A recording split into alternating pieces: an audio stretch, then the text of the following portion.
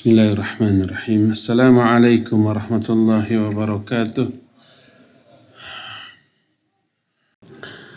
Alhamdulillahilladzi arsala rasulahu bil huda wa dinil haqq liyudhhirahu 'alad dini kullihi walau karihal musyrikun. Wa asyhadu an la ilaha illallah wahdahu la syarikalah iqraran bihi wa tauhidan wa asyhadu anna Muhammadan abduhu wa rasuluh sallallahu alaihi wa ala alihi wa ashabihi wa sallama tasliman mazida wa ba'd. Ikhwati fillah, baik hadirin jamaah masjid apa?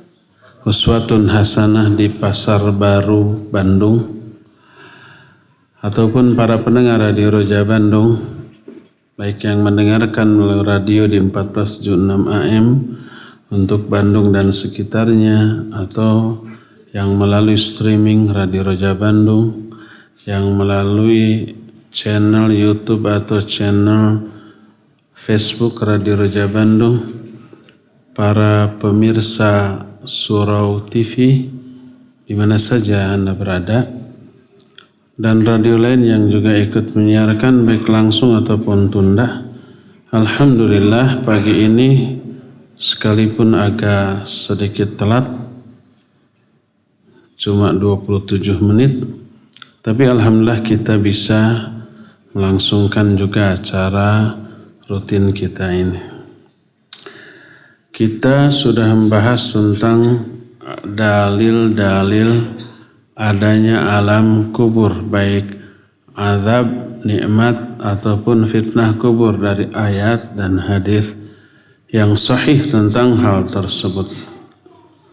Sebelum kita memasuki pembahasan alam kubur, kita akan membahas terlebih dahulu satu perkara yang menjadi alasan kenapa kita membahas masalah alam kubur. Masalah yang kita bahas ini menyangkut apa yang sering kita alami dalam kehidupan sehari-hari ketika kita mengalami futur. Futur itu melemahnya iman. Akibatnya apa? Akibatnya melemah juga semangat ibadah. Melemah juga pertahanan kita terhadap godaan. Menggebu-gebunya semangat untuk bermaksiat.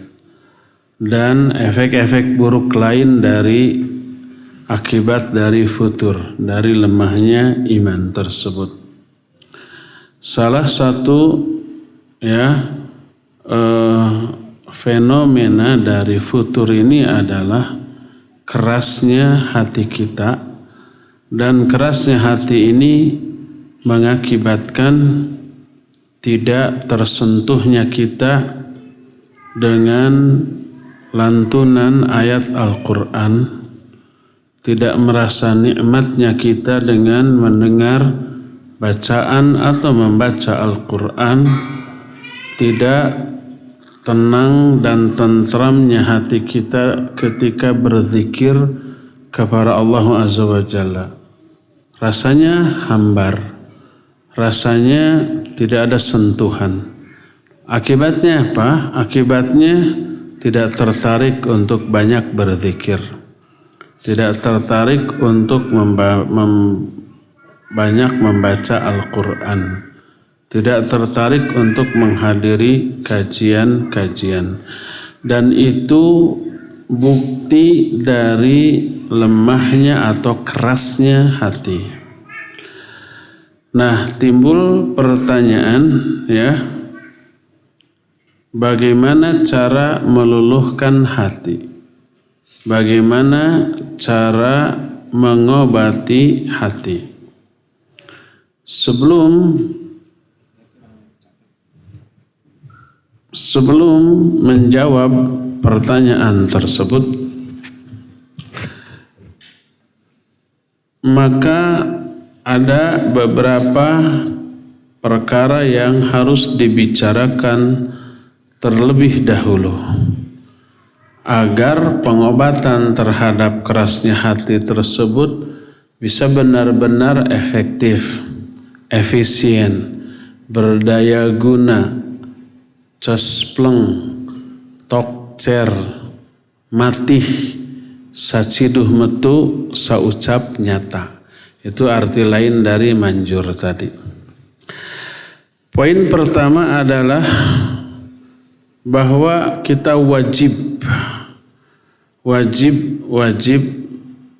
merasakan bahwa kita ini perlu diobati. Hati kita ini perlu diluluhkan dan dilunakkan. Kalau umpamanya kita tidak merasa perlu diobati, perlu disembuhkan, perlu dilunakkan, maka tidak termotivasi untuk mengobati penyakit hati atau kerasnya hati tersebut. Jadi poin yang pertama, kita harus menyadari bahwa kita ini butuh diobati.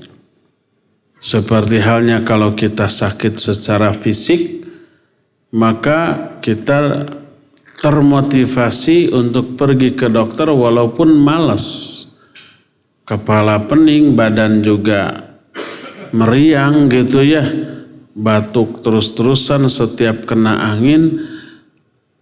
Jangankan pergi ke dokter, sekedar bangun saja malasnya dan beratnya bukan main.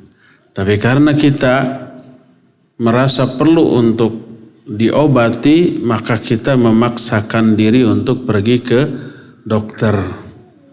Akhirnya kita pergi ke dokter. Ini pun demikian. Jadi kita wajib menyadari bahwa kita ini perlu diobati. Kedua, salahiyatul mahal wa qabuluhu liddawa. Yang kedua adalah tepatnya obat dan metodologi pengobatannya. Kalau pergi ke dokter tapi obatnya nggak tepat, cara mengobatinya juga nggak pas, juga bahkan bisa bertambah parah sakitnya. Oleh karena itulah, maka dua perkara tadi wajib untuk kita tetapkan terlebih dahulu. Pertama, kita butuh terhadap pengobatan. Yang keduanya, obat dan caranya juga tepat. Apa saja cara-cara mengobati hati yang keras?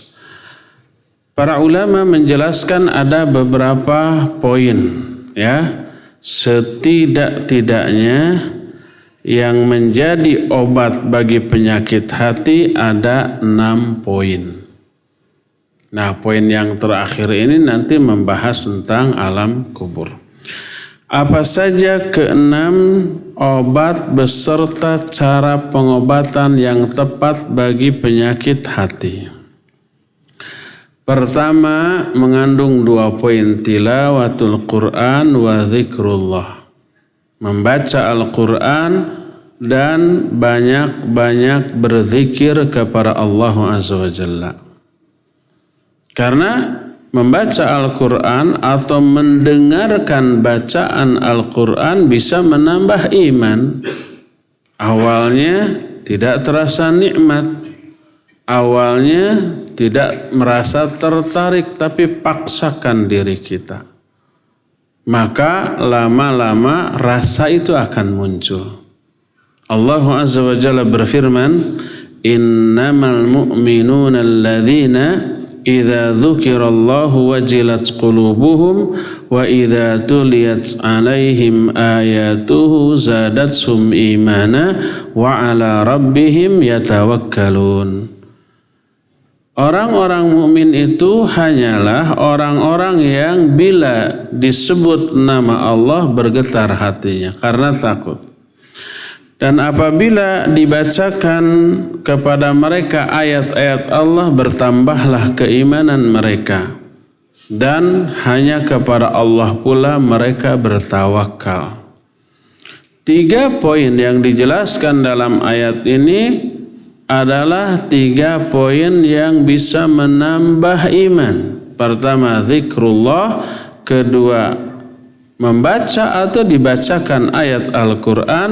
Yang ketiganya, tawakal kepada Allah Azza wa Jalla. Dalam itu Al-Anfal ayat yang kedua. Dalam surah Yunus 57 Allah berfirman, Ya ayuhan nasu qad ja'atkum mau'idhatum min rabbikum wa shifaa'un lima fis sudur wa hudan wa rahmatul lil mu'minin. Hai manusia, telah datang kepada kalian pelajaran dari Rabb kalian, juga obat bagi setiap penyakit yang ada di dalam hati, termasuk penyakit kerasnya hati dan futurnya hati. Obatnya adalah ini nih, Al-Quran. Kata Allah, telah datang kepada kalian pelajaran dari Rabb kalian. Maknanya Al-Quran, ya. Wa shifaa'un lima fis sudur, juga obat bagi penyakit yang ada di dalam dada. Wa hudan wa rahmatun lil mu'minin, dan sebagai hidayah dan rahmat bagi orang-orang mukmin. Ayat ini menjelaskan 4 fungsi dari Al-Quran. Bukan berarti fungsi Al-Quran hanya 4, enggak. Tapi di antara sekian banyak fungsi Al-Quran bagi manusia, 4 di antara sekian banyak. Yang lain-lainnya banyak yang diterangkan dalam ayat lain. Yang pertama yang dijelaskan dalam ayat ini, Quran ini berfungsi sebagai pelajaran. Gudangnya ilmu, gudangnya pengetahuan, gudangnya segala informasi yang dibutuhkan. Keduanya, obat bagi penyakit yang ada di dalam dada. Apa sajakah itu? Banyak. Syirik, kufur, syubhat, syahwat, itu adalah penyakit-penyakit hati. Dalam ayat lain Allah Azza wa Jalla memutlakkan obat sebagai salah satu fungsi dari Al-Quran tersebut. Tidak dikaitkan hanya dengan penyakit hati saja, enggak. Seperti wa nunazzilu minal Qur'ani ma huwa syifa wa rahmatul mu'minin. Surah Ali Isra. Dan kami telah turunkan Al-Quran itu sebagai obat. Tidak hanya obat di dalam hati, tapi obat bagi seluruh penyakit, termasuk penyakit fisik. Dengan cara diapakan? Dibacakan, diruqyahkan dengan niat dan penghayatan. Niat untuk meruqyah sebuah penyakit dengan bacaan Al-Quran besar pengaruhnya terhadap kemujaraban dari ruqyah tersebut, ya. Makanya di dalam hadis-hadis yang dialami oleh Nabi ataupun para sahabat, banyak kita dapati riwayat para sahabat meruqyah orang yang sakit secara fisik dengan bacaan Al-Quranul Karim, dan ternyata apa? Sembuh. Yang daya penyembuhnya lebih hebat daripada obat hissi. Obat hissi itu obat-obat yang ilmiah, yang ada hubungan sebab akibat secara logika antara obat itu dengan penyakitnya. Sebagaimana contoh yang pernah ada dalam hadis yang sahih riwayat Imam Al-Bukhari dalam kitab sahihnya tentang sahabat yang meruqyah orang yang digigit ular. Dibacakan Fatihah. Saat itu dibacakan, saat itu sembuh. Kata Syekh Al-Utsaimin rahimahullah, seandainya orang itu diberi obat hissi, obat yang empiris, obat yang logis, obat yang ada hubungan sebab akibat, ya, antara penyakit dengan obat, niscaya perlu proses. Mungkin untuk zaman sekarang mengobati orang yang dipatuk ular diberi suntikan serum anti bisa. Gejos disuntik apa langsung celegedeg jag-jag? Tidak.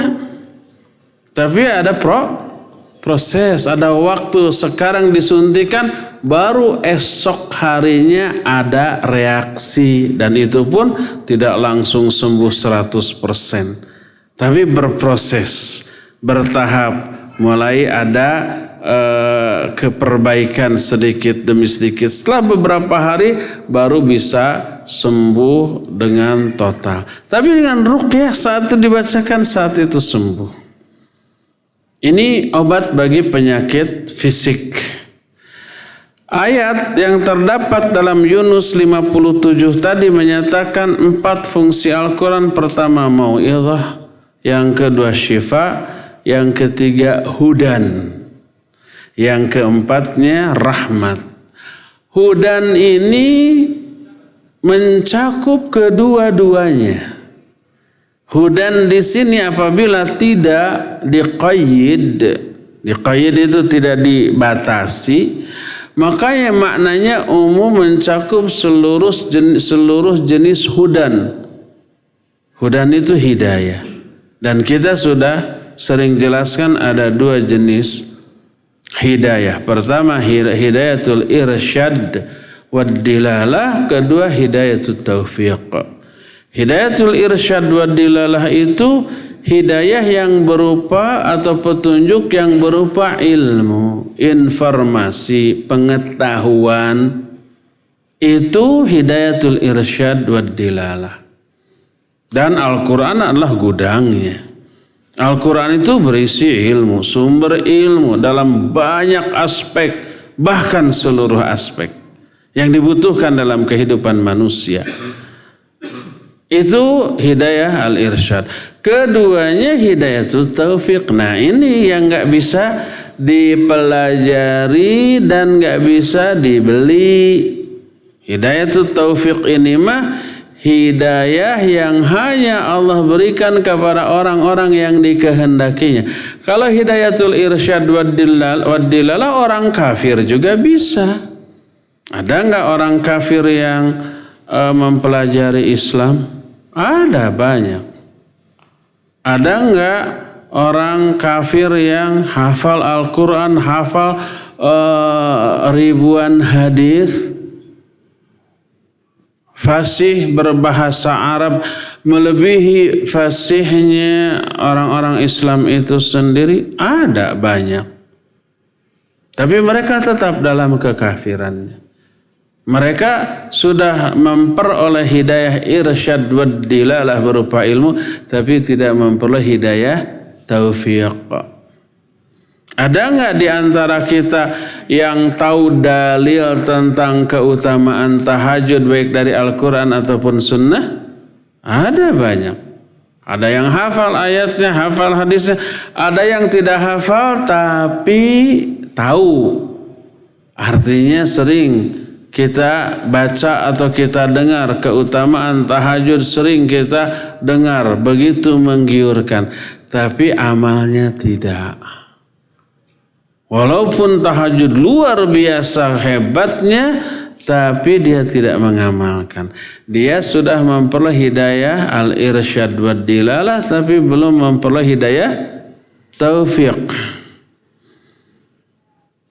Jadi hidayah irsyad wad dilalah berupa ilmu, berupa informasi. Kalau hidayah taufiq adalah hidayah yang berupa keinginan dan kemampuan untuk mengamalkan apa yang sudah diketahuinya. Kalau hudan dalam sebuah ayat tidak dibatasi maknanya apa? Maknanya mencakup kedua-duanya. Al-Quran berisi hudan. Ya hidayatul irsyad wad dilalah. Ya juga pengundang turunnya hidayah taufiq dari Allah Azza wa Jalla. Rasul SAW bersabda dalam hadis sahih riwayat Imam Muslim, "Man salaka tariqan yaltamisu fihi ilman, sahalallahu lahu bihi tariqan ilal jannah." Siapa orang yang menelusuri suatu jalan dalam rangka untuk mencari ilmu, yaltamisu fihi ilman, maka Allah akan mudahkan bagi orang itu jalan menuju surga. Makna dimudahkan jalan menuju surga, kata Syekh Al-Utsaimin, orang itu akan diberi hidayah taufik, sehingga dia beriman, beramal soleh, melakukan banyak kebaikan. Itu yang menyebabkan dia mudah masuk ke dalam surga. Ini menunjukkan orang yang keluar untuk mencari ilmu syar'i, Allah akan berikan hidayah taufik kepada dia selain hidayah irsyad wad dilalah. Nah, Al-Quran ini hudan. Hudan apa? Irsyad dan dilalah dan juga taufik. Juga rahmat bagi orang-orang mukmin. Ya. Oleh karena itu, orang yang sedang futur, sedang mengalami degradasi iman, sedang mengalami erosi iman, sedang mengalami abrasi iman, itu kan artinya terkikis semua ya. Erosi mah longsornya, gunung gitu tah, bukit gitu tah. Kalau abrasi mah pantai gitu tah, tergerus oleh apa? Oleh air laut gitu. Iman juga bisa mengalami itu, mengalami degradasi, mengalami erosi, mengalami abrasi, mengalami emosi. Menurun iman itu. Maka dengan baca Al-Quran terdongkrak kembali. Dengan baca Al-Quran atau mendengar bacaan Al-Quran, turun hidayah Allah Azza wa Jalla kepada dia. Turun rahmat Allah kepada dia. Turun sakinah, ketentraman jiwa, tenang. Dan ketentraman jiwa ini fungsinya adalah menambah iman. Allah berfirman, "Huwallazi anzala as-sakinata fi qulubil mu'minin liyazdadu imanan ma'a imanihim." Al-Fat ayat yang keempat. Dialah Allah Azza wa Jalla yang telah menurunkan sakinah, ketentraman jiwa kepada orang-orang mukmin, kepada hati orang-orang mukmin untuk menambah iman mereka dari iman yang sudah ada sebelumnya. Jadi ayat-ayat yang kita bacakan tadi menjelaskan kepada kita bahwa obat bagi hati yang keras adalah zikrullah. Dan seutama-utama zikrullah adalah membaca Al-Quranul Karim, karena Al-Quran itu hayatul qulub, penyebab hidupnya hati. Al-Quran itu tidak sekedar berfungsi sebagai obat, tapi juga berfungsi seperti fungsi ruh. Apa obat fungsinya? Menyembuhkan yang sakit. Kalau yang sakit hidup apa mati? Hidup. Cuma ada penyakit. Penyakitnya bisa disembuhkan dengan Al-Quran. Tidak hanya itu, Al-Quran berfungsi seperti ruh. Kalau ruh apa fungsinya? Menghidupkan sesuatu yang sudah mati. Hati yang sudah mati bisa dihidupkan lagi oleh Al-Quranul Karim.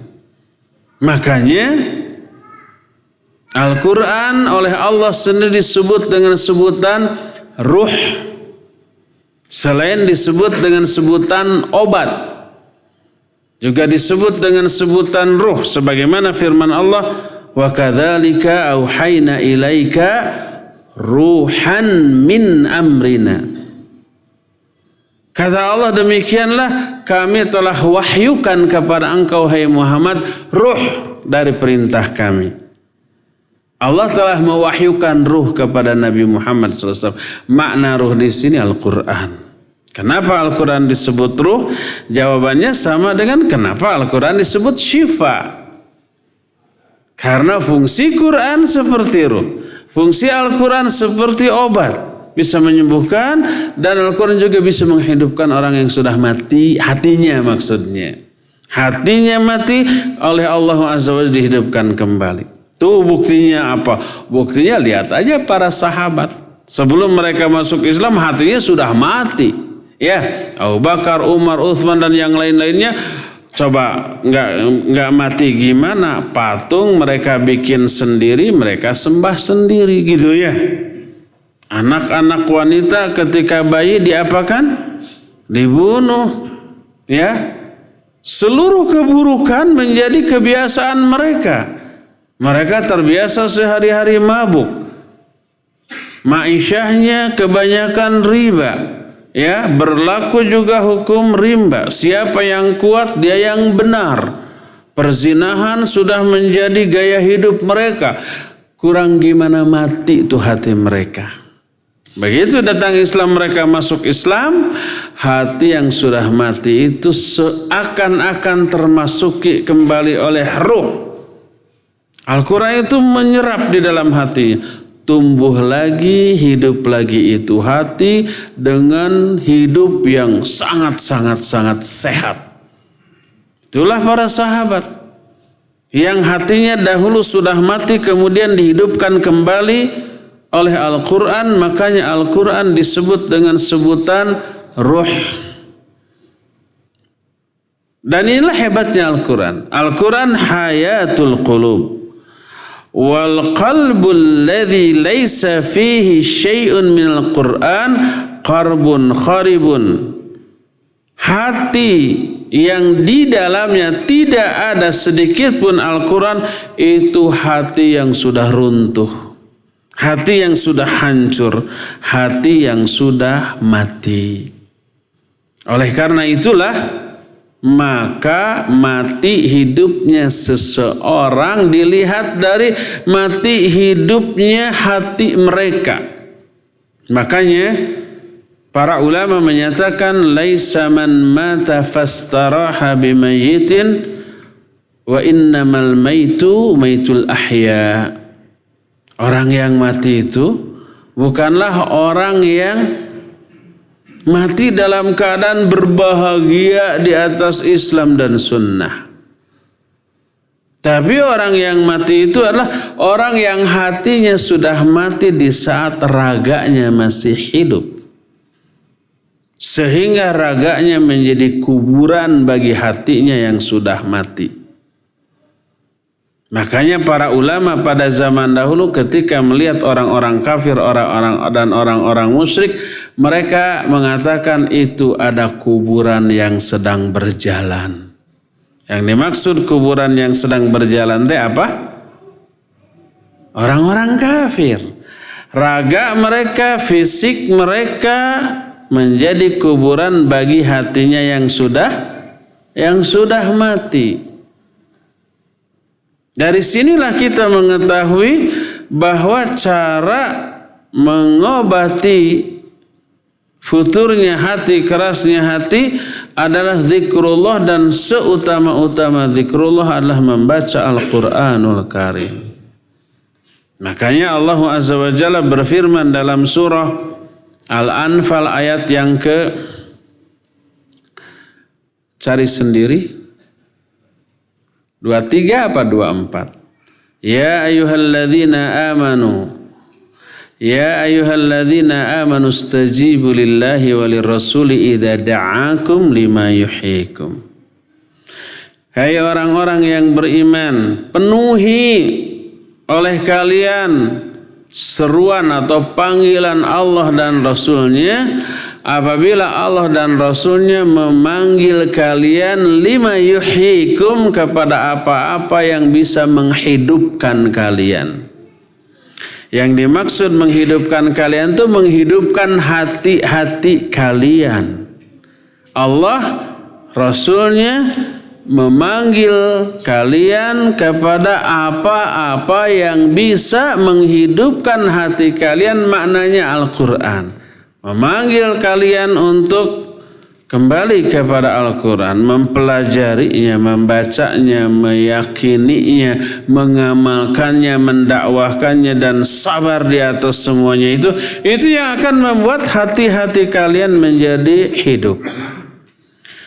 Oleh karena itu, bacalah Al-Quran, perbanyak zikir, dan seutama-utama zikirlah membaca Al-Quran. Hati kita tidak sekedar hidup, tapi juga hidup secara sehat. Penyakit yang ada dalam hati itu tersembuhkan sedikit demi sedikit, sasieureun sabeunyereun, step by step, selangkah demi selangkah, asal nikreh tur ngeureuy, insya Allah fungsi Al-Quran sebagai ruh dan sebagai obat ini benar-benar akan terasa di dalam jiwa kita. Jiwa kita tidak sekedar hidup, tapi juga hidup secara sehat.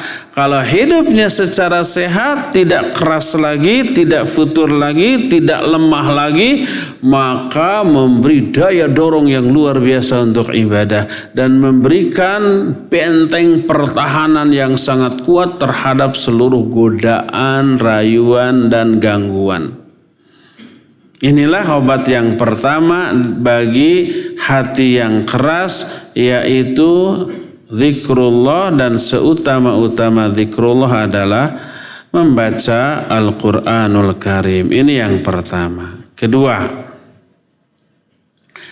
sidqut tadarru'i ilallah wa dawamul laja ilaih wa tabaki baina yadaih. Wow. Kedua, obat kedua,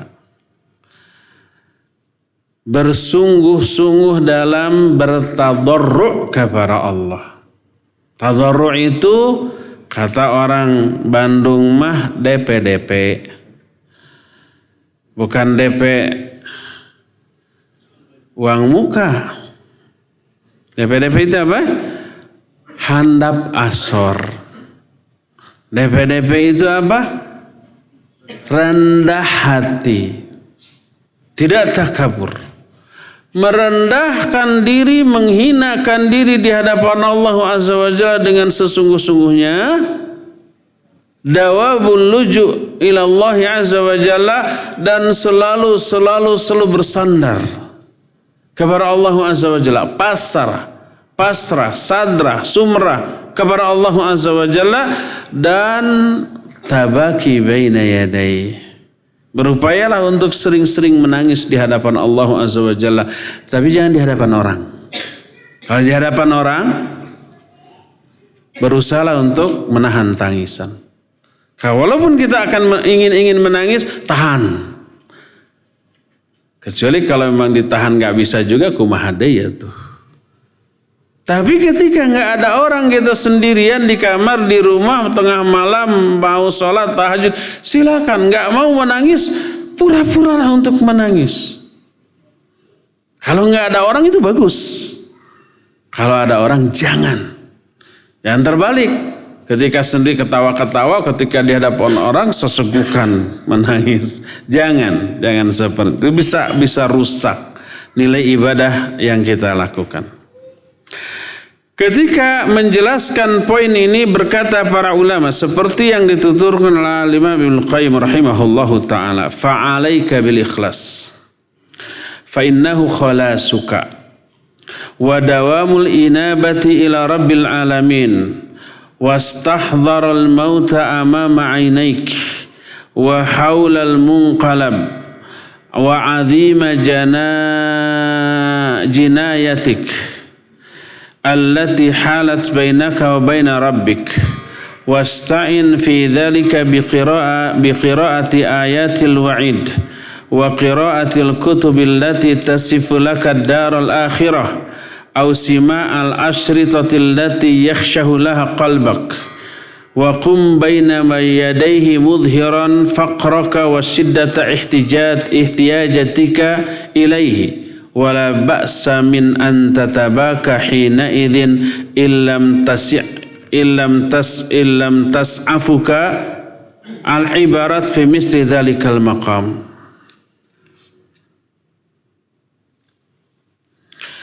Wajib bagi kamu ikhlas.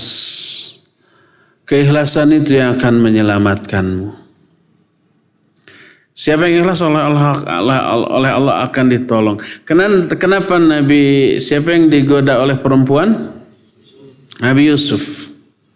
Kenapa dia selamat dari godaan?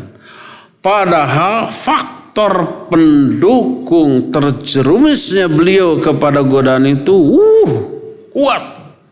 Pertama, beliau sendiri suka kepada perempuan yang menggodanya. Faqad hamma biha wa hammat biha wa hamma biha.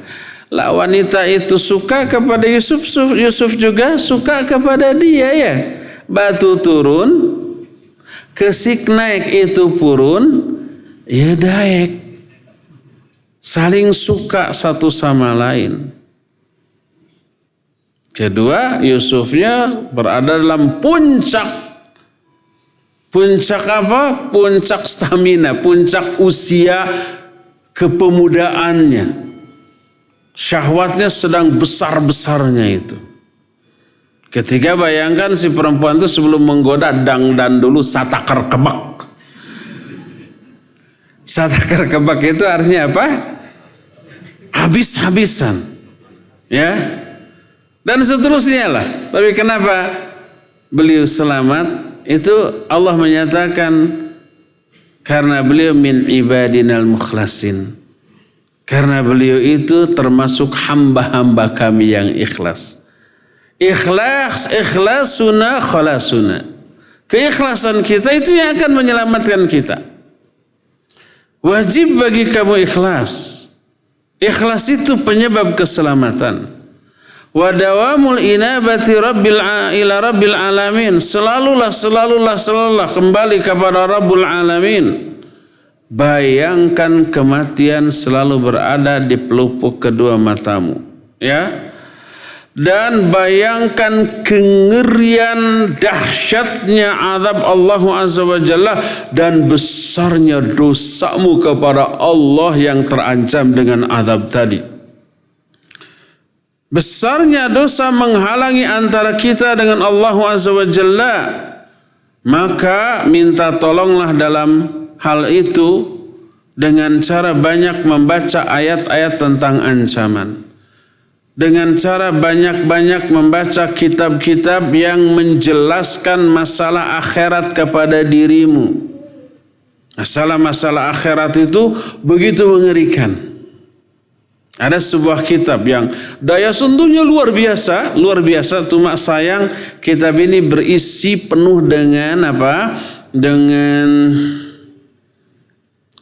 riwayat-riwayat Israiliyat atau hadis-hadis palsu, maudhu yang tidak ada asalnya, hadis dhaif. Walaupun banyak ayat dan hadis-hadis yang sahihnya juga banyak. Namanya kitab At-Tadhkirah Sunan Imam Al-Qurtubi. Itu bagus dibahas, cuma yang ngebahasnya bagusnya adalah ustadz yang memahami mustalahul hadis. Sehingga beliau nanti dia akan bisa menjelaskan. Kalau ada hadis dhaif yang aslalahu yang maudhu dijelaskan. Sebenarnya Imam Al-Qurtubi sendiri dalam kitab At-Tadhkirah itu sudah mengisyaratkan hadis ini dhaif sudah. Cuma hanya diketahui oleh orang yang pernah belajar mustalahul hadis. Kalau enggak, seperti ruwiyaan fulan. Oh ini hadisnya berarti dhaif. Kenapa? Karena diriwayatkan dengan lafaz ruwiya. Ruwiya itu disebut fi'il yang majhul. Kata kerja yang pasif telah diriwayatkan. Dan dalam mustalahul hadis itu disebut sighatut tamrid. Sighatut tamrid itu bentuk kata yang menunjukkan riwayat ini berpenyakit, riwayat ini dhaif. Makanya dengan cara penulis menyatakan telah diriwayatkan dari fulan-fulan. Oh ini sudah tahu yang membaca bahwa ini dhaif. Sudah disyaratkan oleh penulis itu sendiri, ya. Tapi kenapa walaupun dhaif dibawakan? Nah, itu ada penjelasannya juga. Daya sentuh kitab ini luar biasa. Berbicara tentang kematian, tentang sakaratul maut, tentang sifat-sifat malakul maut, tentang ruh, tentang jiwa, tentang alam kubur, sampai hari kiamat, sampai nanti di akhirat, sampai surga neraka. Itu luar biasa daya sentuhnya, ya.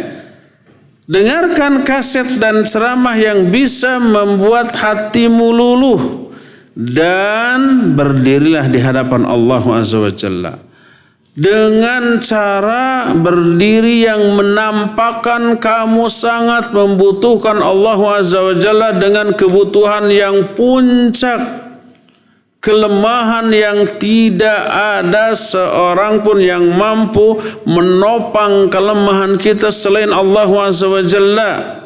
Dan tidak apa-apa untuk membuat diri kamu menangis sejadi-jadinya di dalam posisi seperti itu. Sebuah hadis dari Ibnu Abbas radhiyallahu anhuma, Nabi SAW berdoa dengan doa sebagai berikut. Doa ini bagus untuk kita hafal, kemudian kita amalkan. Doanya adalah Rabbi a'inni wa la tu'in alayya, wansurni wa la tansur alayya, wamkurli wa la tamkur alayya, wahdini wa yassiril huda li, wansurni ala man bagha alayya. Rabbij'alni laka syakkara, laka dhakkara, laka rahhaba, laka mitwa'a, laka mukhbita, ilaika awwaha muniba. Rabbi taqabbal taubati, wagsil haubati, wa ajib da'wati, wa thabbit hujjati, wasaddid lisani, wahdi qalbi, waslul sakhimata sadri. Nabi SAW sering berdoa, kata Ibnu Abbas, dengan doa Rabbi a'inni, ya Allah tolong aku, bantu aku, wala tu'in alayya, dan jangan engkau bantu orang lain untuk mengalahkan aku.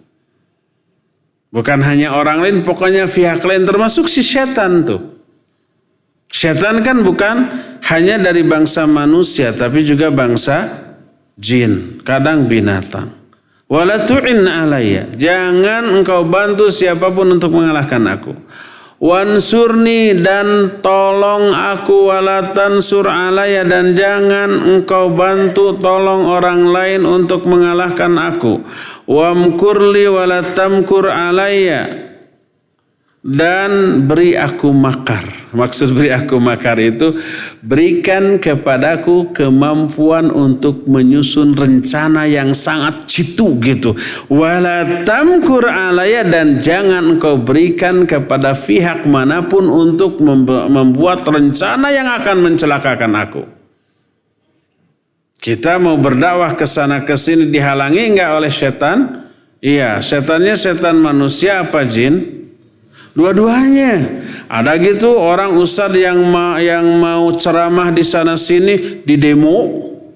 Ada.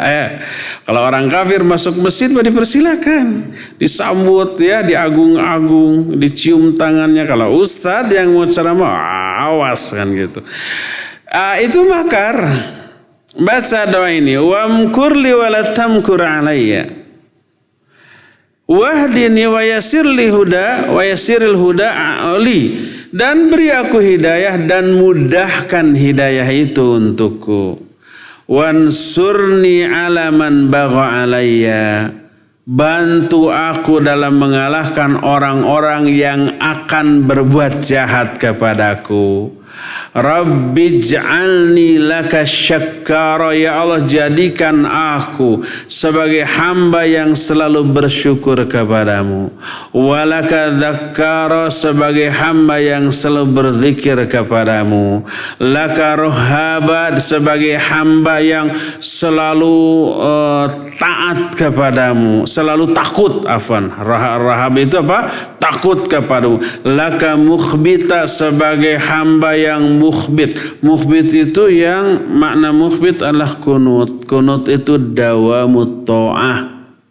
Kunut itu selalu taat. Jadi laka mukhbita, jadikan aku sebagai hamba yang selalu taat kepadamu, ya. Ilaika awwaha muniba, hanya kepada engkaulah tempat aku kembali, tempat aku bersandar.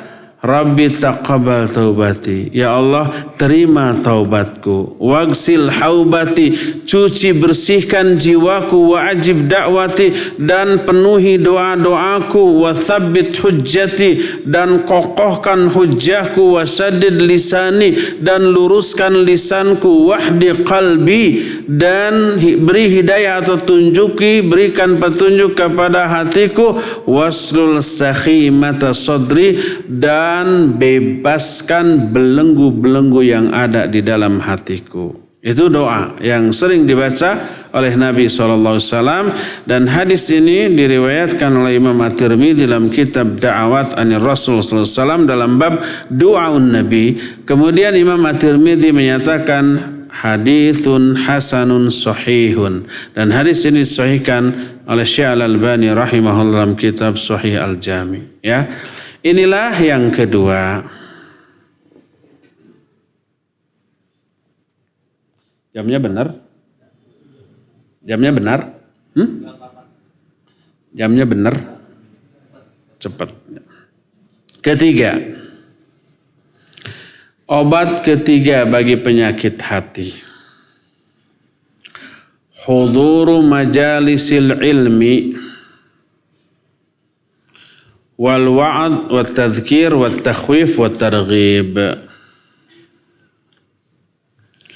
Ketiga, banyak menghadiri majlis-majlis ilmu, majlis-majlis pengajaran, majlis yang isinya tadhkir, takhwif, targhib.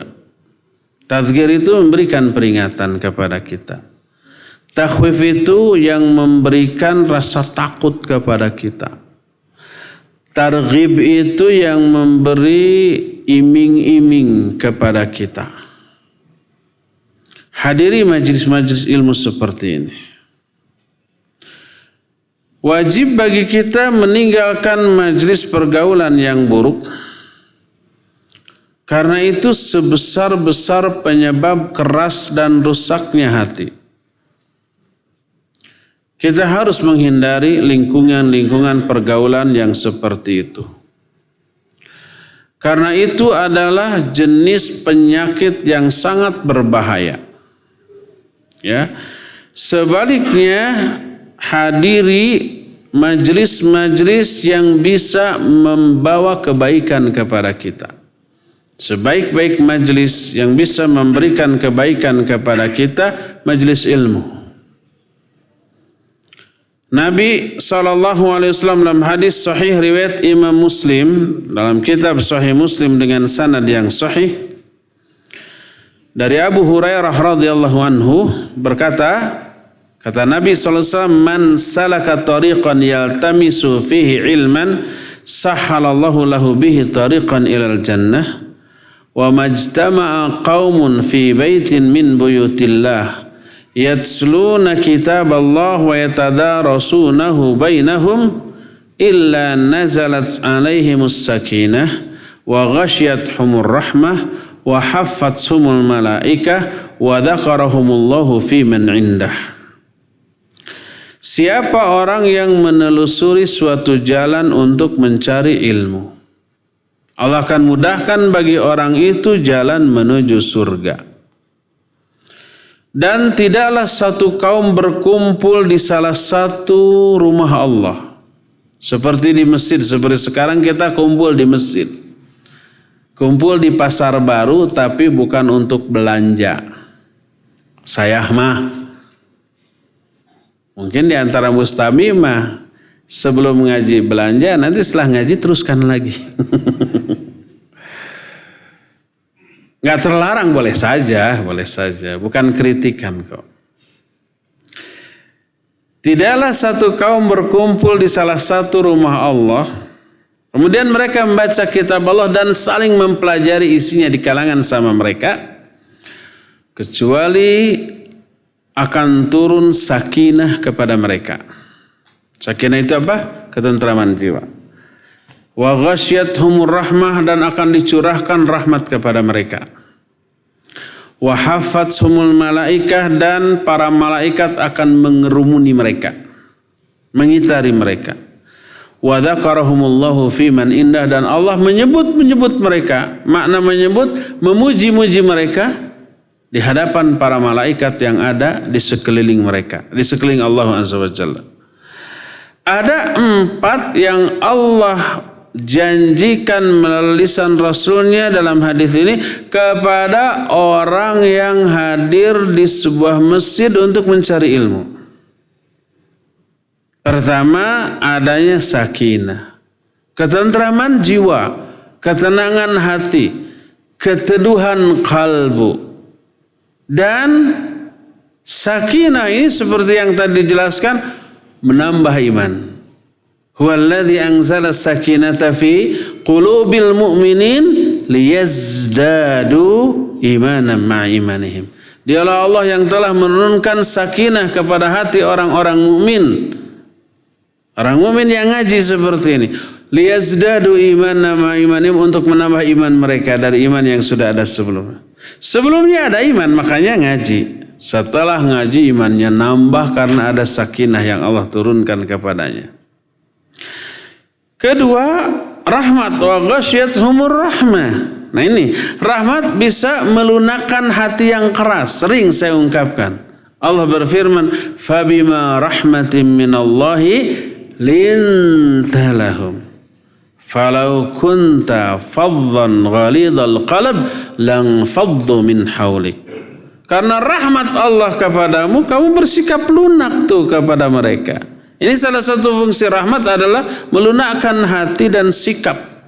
Seandainya kamu bersikap keras hati dan kasar kepada mereka, mereka akan lari, meninggalkan kamu.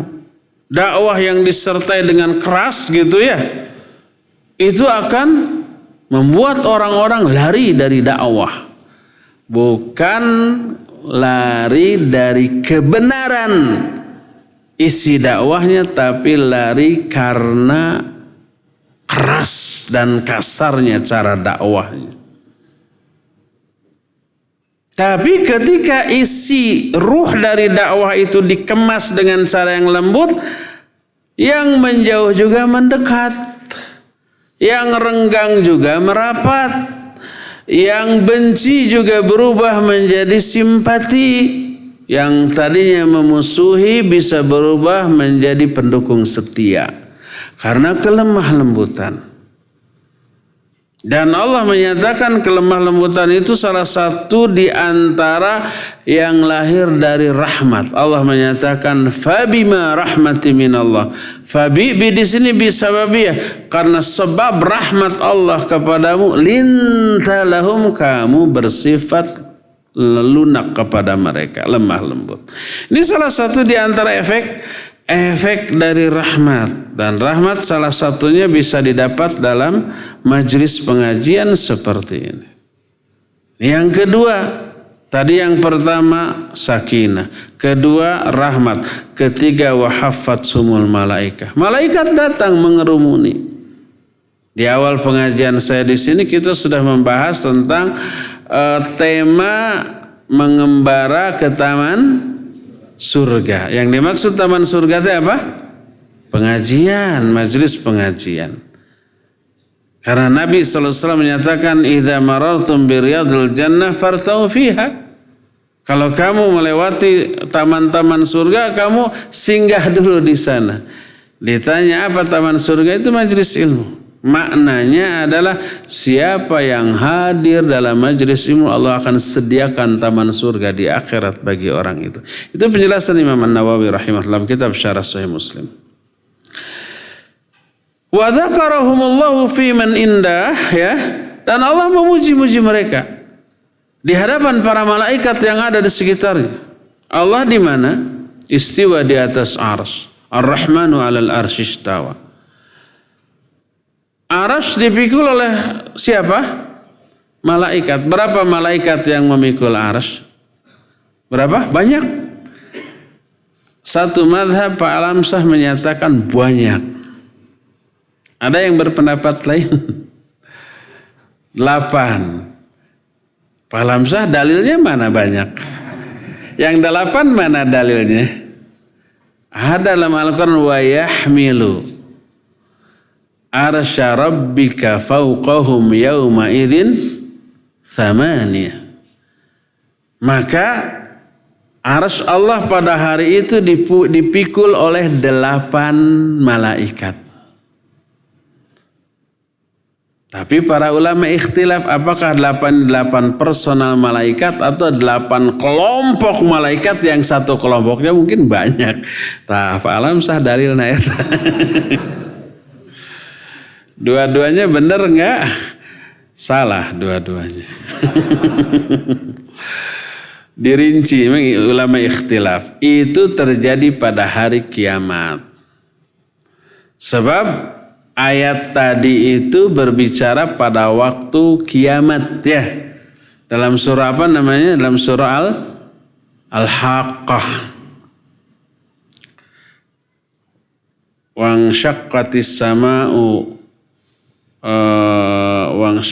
sama'u fahiya yauma idzi wahiyah wal malaku ala arjaiha wa yahmilu arsya rabbika fawqahum yawma idzin thamaniyah. Itu tentang kiamat.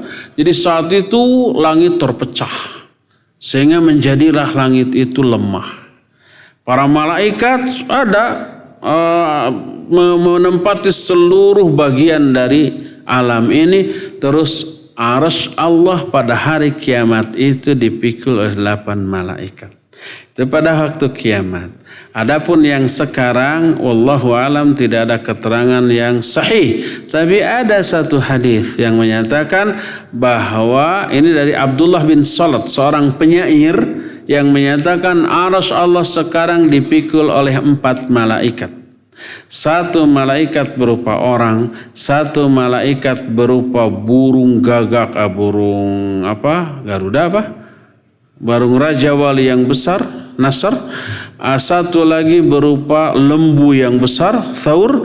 Dan 1 lagi berupa singa yang besar. 4 malaikat dengan 4 bentuk memikul apa? Arsy pada saat sekarang. Ketika ada syair ini didengar oleh Rasul SAW, beliau menyatakan saddaqa, dia benar. Ini yang dijadikan dalil oleh sebagian ulama bahwa arsy Allah sekarang dipikul oleh 4 malaikat, nanti pada kiamat ditambah 4 lagi jadi 8. Tapi hadis yang 4 tadi dhaif. Ulama ikhtilaf intinya. Selain pemikul arsy, di sekitar arsy ada malaikat yang tidak terhitung banyaknya. Itu yang akan turun pada malam Lailatul Qadar. Tanazzalul malaikatu warruhu fiha. Turunlah para malaikat yang ada di sekitar arsy beserta malaikat Jibril ke langit dunia, ke dunia ini ketika Lailatul Qadar. Yang jumlahnya tidak ada yang tahu. Wa ma ya'lamu junuda rabbika illahu. Tidak ada yang tahu jumlah tentara Allah dari kalangan para malaikat kecuali hanya Allah sendiri. Saking banyaknya. Imam Al-Qurtubi menyebut malaikat yang ada di sekeliling arsy itu dengan sebutan malaikat karubiyun. Tapi tidak ada nas. Hanya ada beberapa ungkapan dari riwayat-riwayat Israiliyat tentang hal itu. Disebut malaikat karubiyun. Jumlahnya tidak terkira. Allah memuji-muji orang yang hadir dalam majelis ilmu di hadapan para malaikat yang begitu banyak. 4 yang Allah janjikan di dalam hadis ini melalui lisan Nabi-Nya SAW bagi orang yang hadir dalam majelis ilmu. Yang pertama adalah sakinah, kedua rahmat, ketiga para malaikat, yang keempatnya dipuji oleh Allah di hadapan para malaikat. Keempat hal ini semuanya bisa menambah iman. Makanya menghadiri majelis ilmu tak diragukan lagi bisa mendongkrak kualitas keimanan kita. menguatkan iman kita yang selama ini lemah, ya. Inilah yang keempat, yang ketiga, ya. Keempat, kelima, dan keenam kita akan lanjutkan nanti. Sekarang sudah cukup sampai di sini saja. Kita masih punya sisa waktu untuk bertanya jawab. Apabila ada pertanyaan dipersilakan. Sebelum saya menerima pertanyaan, saya akan nanya dulu nih. Kalau saya bertanya seperti biasa, siapa yang jawab dapat hadiah. Ada 4 buku dengan 2 judul. 1 terjemahan dari Asbabuz Ziyadatil Iman wa Nuqsanuhu, pasang surut keimanan, susunan Syekh Abdul Razak.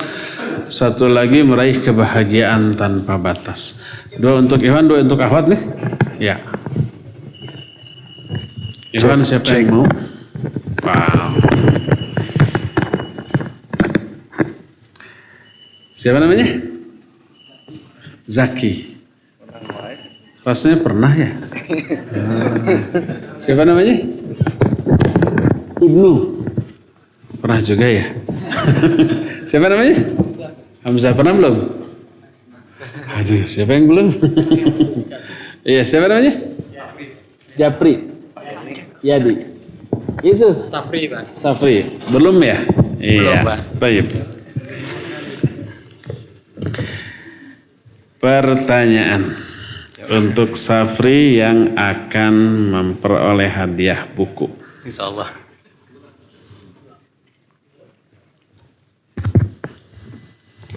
Sebutkan 2 saja di antara sifat-sifat atau sebutan bagi Al-Quran beserta artinya. Ayah, sebutan bagi Al-Quran apa saja yang sudah tadi dijelaskan yang ada kaitan dengan materi kita.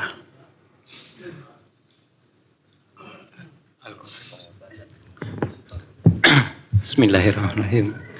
Al-Quran sebagai pengobat hati. Apa namanya? Oh, no. Obat apa bahasa Arabnya? Oh, obat. Oh. Sifat-sifat. Syifa. Sifat. Satu lagi? Al-Quran sebagai roh. Ruh. Apa fungsinya? Untuk menghidupkan hati yang udah mati. Barakallahu fiik. Mana bukunya? Pasang surut keimanan atau meraih kebahagiaan tanpa batas? Ya boleh. Menerima kebahagiaan tanpa batas. Nah, semoga antum meraih kebahagiaan tanpa batas. Baca tapi ya. Ini siapa tadi? Yadi. Sudah pernah belum Yadi? Baru sekarang, Pak. Baru 1. Baru ikut sekarang. Oh, baru sekarang. Sebutkan 3 cara mengobati hati yang futur, hati yang keras. Semuanya ada 6. 1. 3. 1 sakinah, 2 rahmat, 3 wahafat. Ya gitu. Dikelilingi.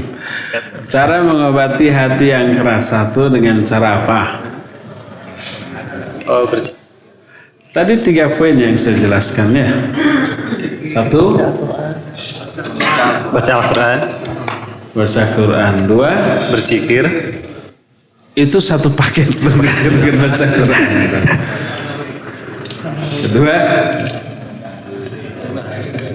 Merendahkan diri di hadapan Allah. apa? Merendahkan diri di hadapan Allah. Ketiga, Banyak menghadiri majelis ilmu. itu mah baca. Yang mana? Ini nggak ada pilihan. Barakallah. Ahwat, coba ditunjuk 2 orang yang ngacung dikasih mic.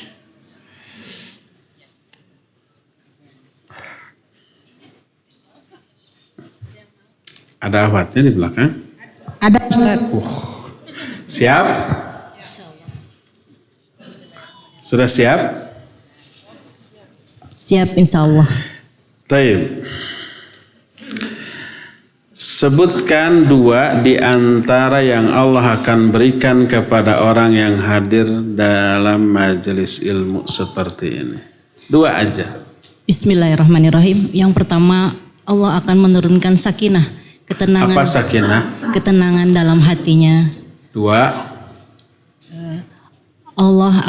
Malaikat akan hadir. Malaikat akan hadir. Kemudian Allah akan. Udah. Ngirit-ngirit jawaban. Satu, ya barakallahu fiik, nanti dikasih ya ini. Satu akhwat lagi. Sebentar Ustaz.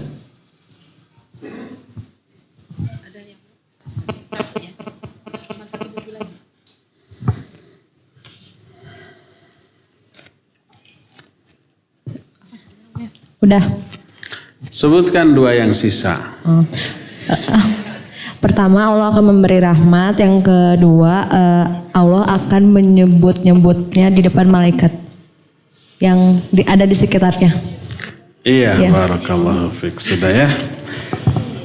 Habis semuanya. Tinggal giliran saya yang dapat pertanyaan.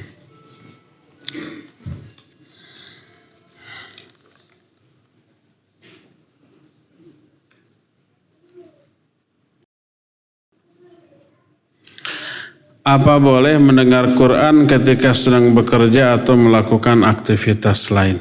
Hukum asal boleh, selama tidak menimbulkan madarat. Apa madarat yang bisa ditimbulkan? Ya, bisa pertama merusak kerja kita. Karena khusyuk mendengarkan sambil memurojaah hafalan, menghayati, salah ketika bekerja. Ketika masak gitu ya, maksudnya membubuhkan garam, ini malah gula. Akhirnya maksudnya tadinya mau nyayur jadi kolak. Asal jangan seperti itu ya. Ketika nyetrika, pas ada ayat yang kita demen, didengar dulu nyetrikanya diem. Apa yang terjadi? Kosong. Itu madarat. Jangan sampai seperti itu. Mana yang lebih baik, membaca Quran lewat HP atau lewat mushaf? Lewat mushaf.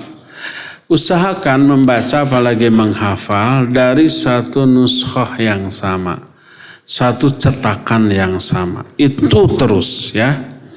Karena apa? Itu bisa membantu, mempermudah dan menguatkan hafalan. Karena ketika kita kan menghafal itu pasti dilihat berulang-ulang gitu kan.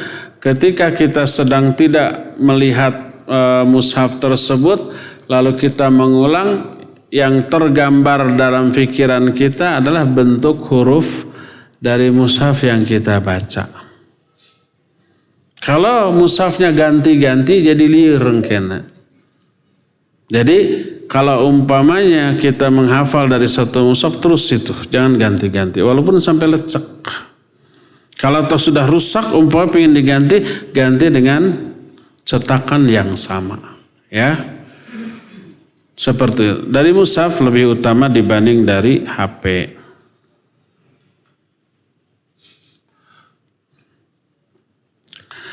Zikir apa yang paling baik untuk selalu menghidupkan hati ketika kita dalam keadaan sibuk atau malas? Pertama, untuk menghilangkan kemalasan ada doa, Allahumma inni a'udzubika minal ajzi wal kasal. Ya Allah, sesungguhnya aku berlindung kepada Engkau dari al-ajzi wal kasal, kelemahan dan kemalasan. Allahumma inni a'udzubika minal ajzi wal kasal wal bukhli wal jubni wal harami wa adzabil qabr. Allahumma ati nafsi taqwaha wa zakkiha anta khaira man zakkaha anta waliyuha wa maulaha. Itu satu doa, satu riwayat hadis yang mencakup apa yang ditanyakan tadi. Allahumma, ya Allah, inni a'udzubika, sungguhnya aku berlindung kepada Allah, minal ajzi wal kasal, dari kelemahan dan kemalasan. Ya, minal ajzi wal kasal. Terus apa tadi? Allahumma inni a'udzubika minal ajzi wal kasal wal bukhli wal jubni. Juga berlindung kepada engkau dari bakhil, pelit dan juben. Juben itu yang pengecut. Wal harami wa adzabil qabr. Berlindung kepada Allah dari haram, dari apa kalau sudah tua teh? Pikun, dari kepikunan dan dari azabul qabr. Allahumma ati nafsi taqwaha. Ya Allah, berikan kepada jiwaku ketakwaannya. Ya, Allahumma ati nafsi taqwa wa zakkiha, dan sucikan jiwaku. Anta khairu man zakkaha. Engkaulah sebaik-baik yang mensucikan jiwa. Anta waliyuha wa maulaha. Engkaulah pelindung dan pemilik dari jiwa ini. Allahumma inni a'udzubika min ilmin la yanfa, min qalbin la yash'a, min nafsin la tashba, min da'watin la yustajabu laha. Itu diantara doa untuk yang diminta ini, menghidupkan hati dan menghilangkan rasa malas.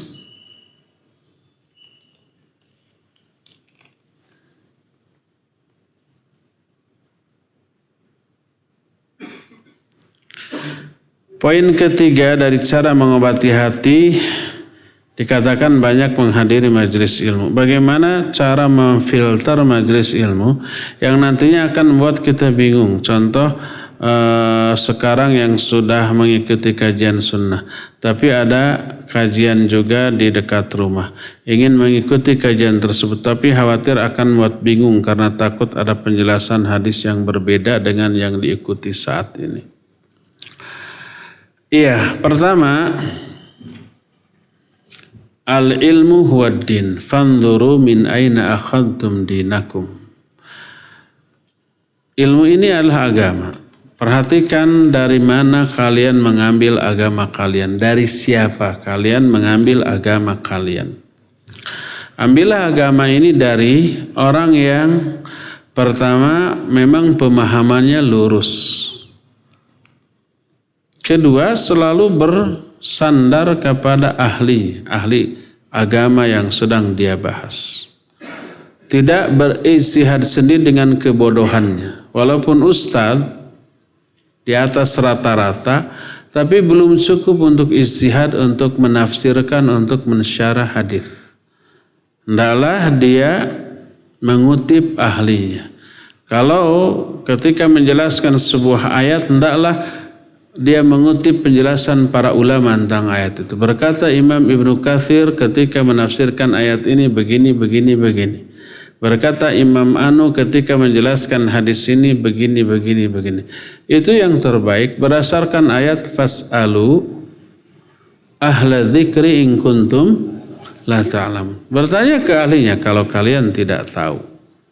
Jangan sampai kata anak muda sekarang mah sotoy, sok tahu, tidak punya ilmu tapi dia menafsirkan ayat tanpa ilmu, mensyarah hadis dengan kebodohannya. Akibatnya salah, sesat dan menyesatkan. Siga benar tapi salah. Yang namanya siga berarti apa? Bukan. Eta budak siga monyet. Berarti bukan monyet dia teh. Cuma mirip. Tapi yang jelas bukan.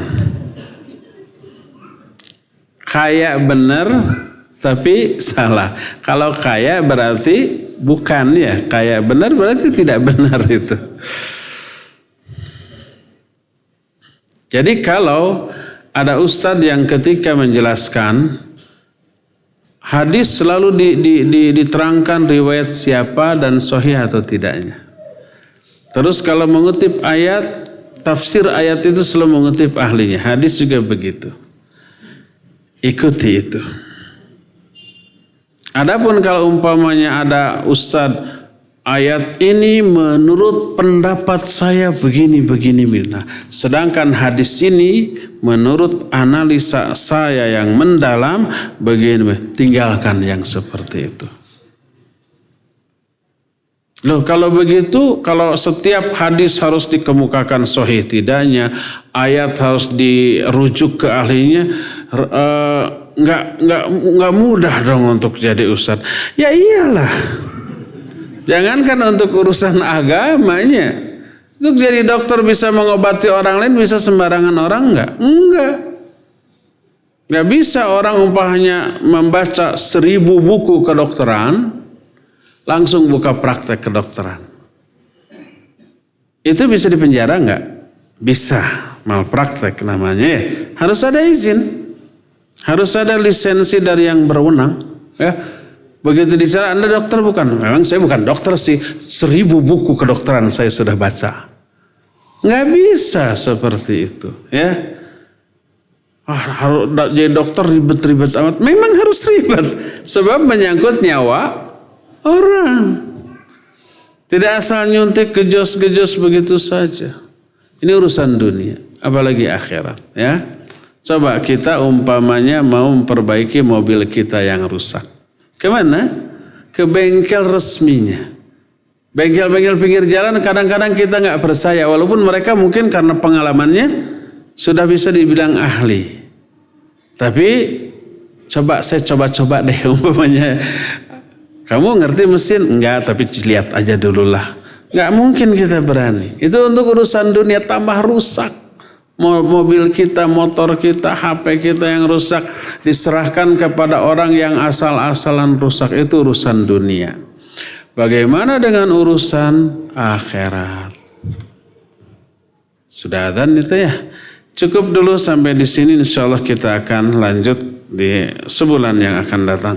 Subhanakallahumma bihamdik asyhadu an la ilaha illa ant astaghfiruka wa atubu ilaik walhamdulillahirabbil alamin. Wassalamualaikum warahmatullahi wabarakatuh.